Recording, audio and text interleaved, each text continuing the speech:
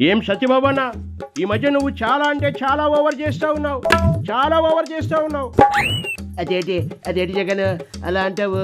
నేను నేను నేను ఓవర్ చేయటం ఏంటి? చూస్తూ ఉన్నా, అంతా చూస్తూ ఉన్నా.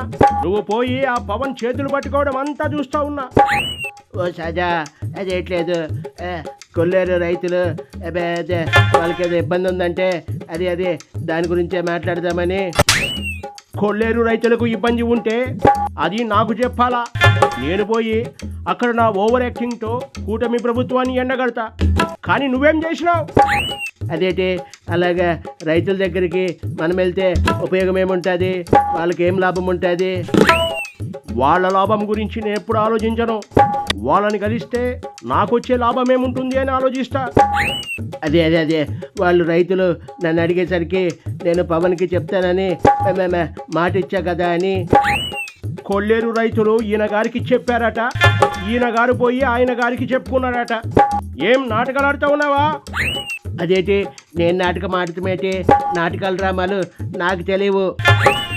అంటే నాటకాలు ఆడేది నేనన్నా నీ ఉద్దేశం? అలా కాదు జగలక్, అలా కాదు. ఏది కాదు? ఆ పవను నీ వర్గానికి చెందినవాడు కాబట్టి, ఇక్కడ మన పార్టీ దెబ్బతింది కాబట్టి నువ్వు వెళ్ళి ఆ పవన్ని కాకాపడతా ఉన్నావు. ఏటి జగలక్ నువ్వు అనేది? ఏటి మాట్లాడుతున్నావు? నిజమే అంటే ఉన్నా. నువ్వు ఏ ఎండకా గొడుగు పట్టే రకానివి. అప్పట్లో మా నాయన మంత్రివర్గంలో పదవి ఉంది కాబట్టి మా నాయన పోయినా ఆ కాంగ్రెస్ పార్టీలో నువ్వు ఉన్నావు, అవునా కాదా?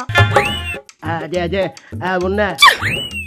ఆ 5 సంవత్సరాలు టైం అయిపోయిన తర్వాత మళ్ళీ ఎలక్షన్ వచ్చేసరికి అప్పుడు నా పార్టీలోకి జాయిన్ అయినావు. ఇది 2014 కదా, అవునా? అవుననుకో. అదే ఆ జరిగిపోయినవన్నీ ఇప్పుడెందుకు?